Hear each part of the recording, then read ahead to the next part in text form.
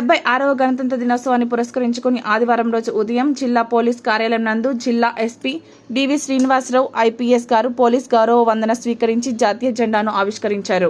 అనంతరం అధికారులు సిబ్బందితో కలిసి జాతీయ గీతాలాపన చేశారు. ఈ సందర్భంగా ఎస్పీ గారు మాట్లాడారు.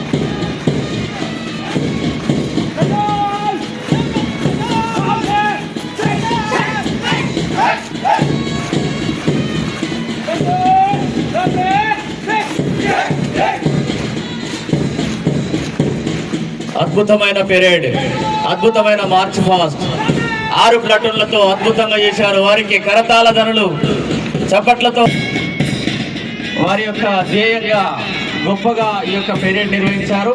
మార్చ్ ఫాస్ట్ లో చాలా అద్భుతంగా ఇంతకుముందు అన్నిటికంటే ముఖ్యంగా